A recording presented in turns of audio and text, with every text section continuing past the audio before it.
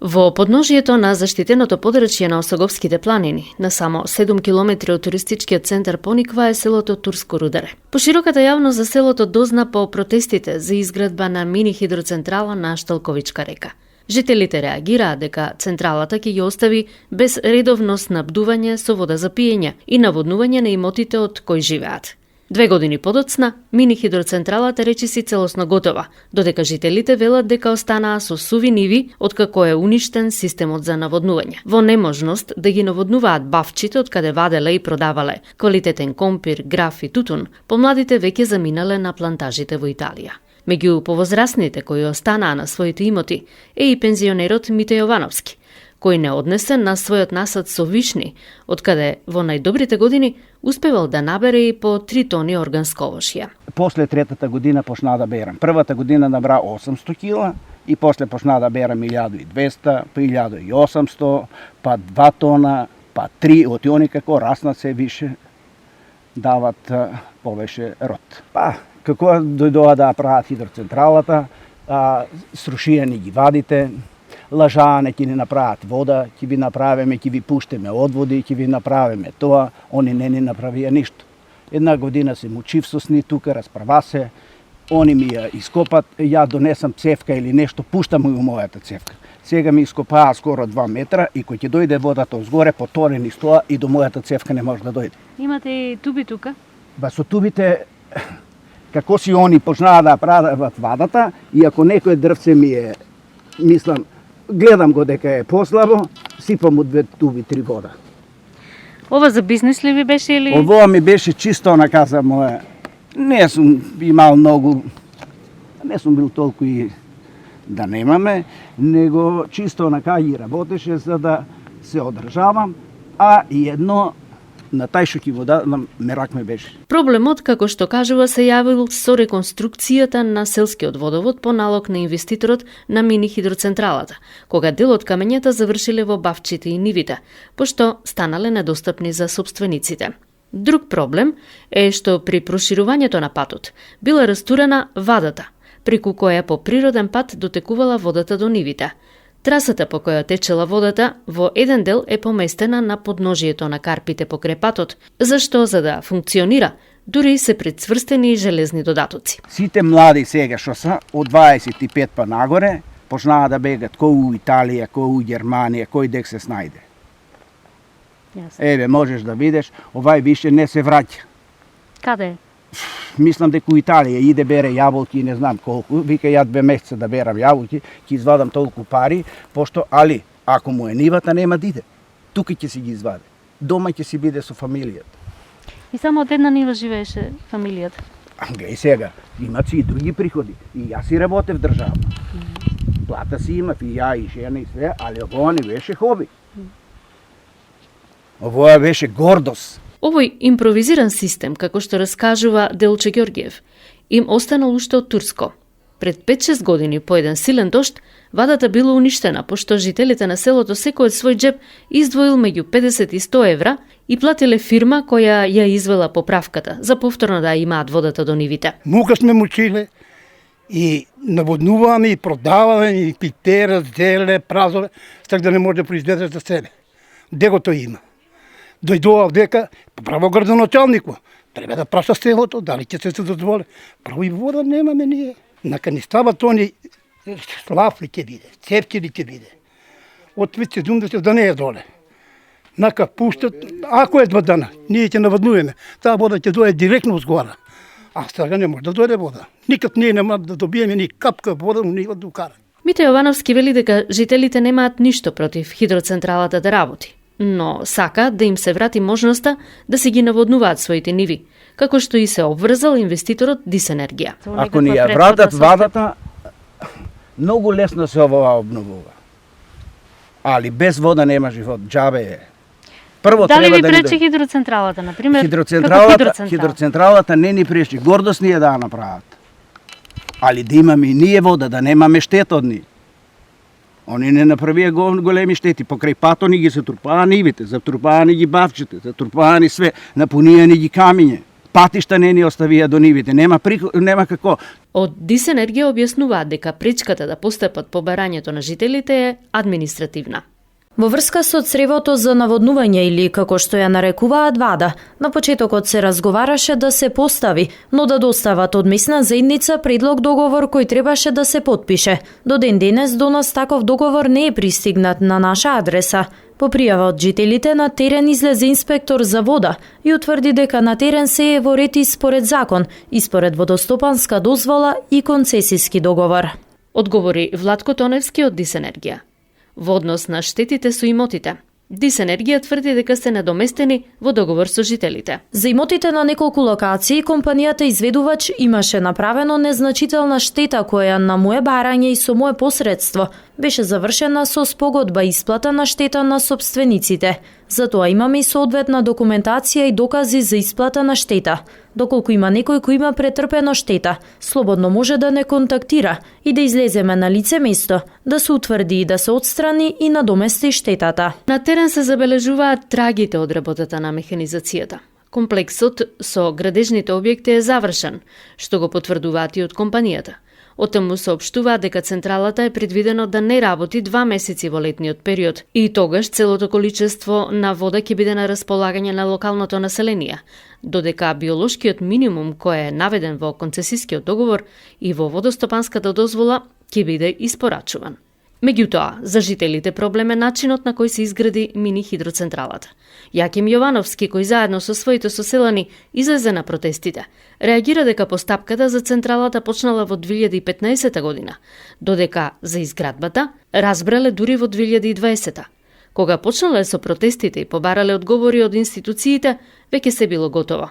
Компанијата ги имала сите документи, а го добила и тој од општината за почеток на градба. Побарале и одржале состанок во владата за конкретни чекори. Се издадени сите потребни документи од страна на Министерството за животна средина и останатите институции, као прифативме да тоа остане да се граде, да не се плаќат казни поени од државата, разумно, и бевме у влада на една средба, прво животна средина, Министерство за животна средина, и од таму закажаме у влада, бевме у влада примени представници од местна заедница, од инвеститорот, од животна средина и од влада представници и се договоривме, направивме записник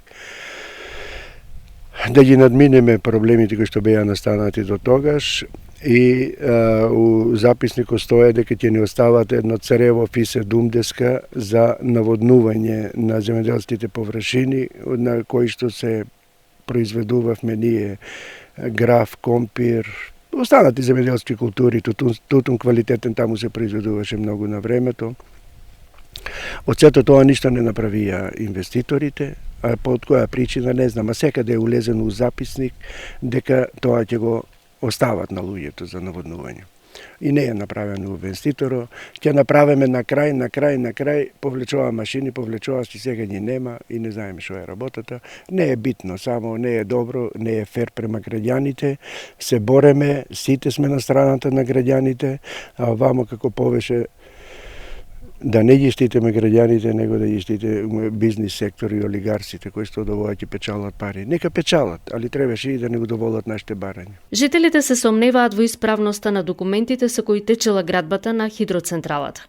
Како најиндикативен го посочуваат документот кој ни го дадоа на увид, со кој се потврдува дека на терен нема подземни и надземни инсталации, како услов за добивање на дозвола. Иако селото е во реонот на општината Пробиштип, мислењето е издадено од ЈПИСР, кое навистина нема никакви инсталации во Турско Рудари, бидејќи предпријатието работи во општина Штип и нема никаква врска со Пробиштип. И не знам што ќе направиме, али гледам дека е тоа завршена работа, машините се повлечени, инвеститорите се повлечени, а нас оставија нивите така да ни стојат.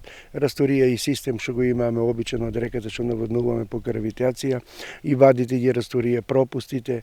Тоа е сето растурено од нивната механизација и не можеме сега и водата да докараме до нивите. Они земава врска пато да го вратат у првобитна состојба да се доправи и тоа на сите состаноци што беше пато е се уште не е у добра состојба, пола патот е нивниот цевковод и е затрупан со земја, повисоко по него не се возе. Реката ќе ни биде пресушена, ќе немаме у реката вода. ќе бидат премостени површините за наводнување и така да ќе останеме без земјоделско производство кое што векови го користевме. 5 века турците се произведувале најквалитетен тутун, граф, компир. Наши дедовци, татковци сега нас ќе настават без вода за наводнување и така. Градоначалникот на општина Пробиштип Драган Анастасов, кој во своите први изјави кажуваше дека општината е на страна на жителите, сепак на крај наложил да се издаде градежната дозвола. Да, сето она кое што можеше, тоа беше период од некаде 7-8 месеци, сите можни чекори за да не се дозволи изградба на мини хидроцентрала како општина ги преземавме и на крај бевме доведени во ситуација да треба цел огромни износи, односно се соочивме и со тужби од страна на инвеститорот, за да зборам дека сите правни механизми ги преземавме како општина со цел да не се дозволи да се изгради таа мини хидроцентрала и на крај во 2 наврати ни беше укажано дека мора да постапиме. Хидроцентралата е изградена, иако не целосно функционална и се очекува наскоро да проработи. Жителите во писмо до владата бараат заштита на 50 домаќинства и на реката, а водата да им остане за пиење и наводнување, за да произведуваат храна за екзистенција. Очекуваат владата да го раскине договорот, а Министерството за животна средина да ја поништи дозволата за користење на водата.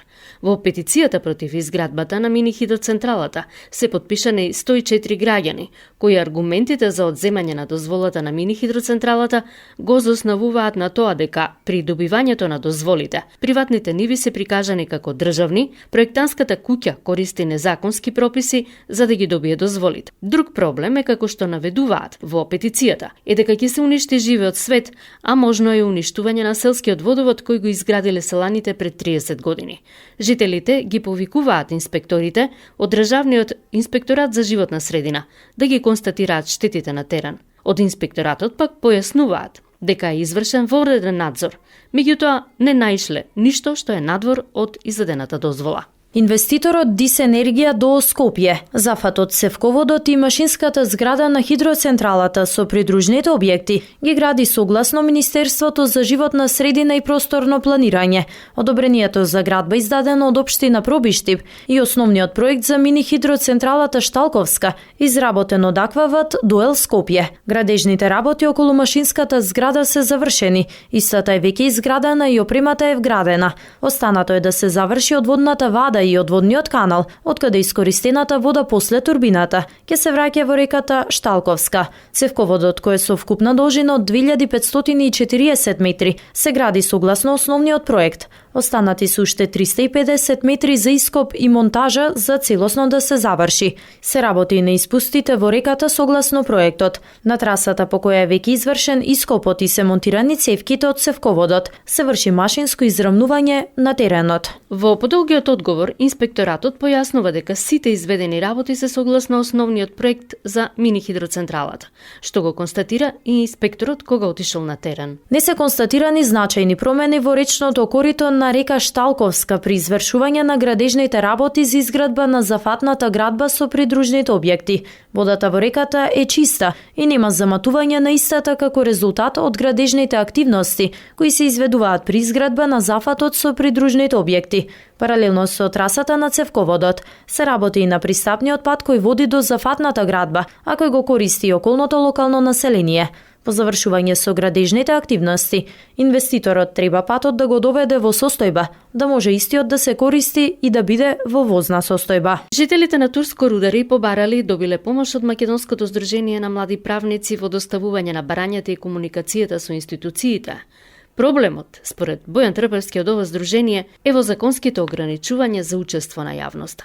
Пред се би рекол дека вакви ограничувања има во Законот за животната средина, во делот за одобрување на елаборатите за заштита на животната средина.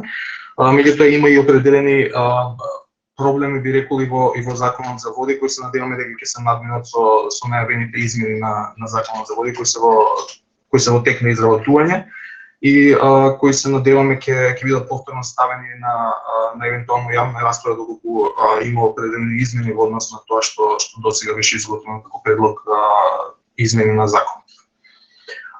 Ние досега како здружение сме учествувале со, ајде речем, помош и консултација на граѓански организации, на еколошки активисти, за поднесување на иницијативи до надлежните министерства.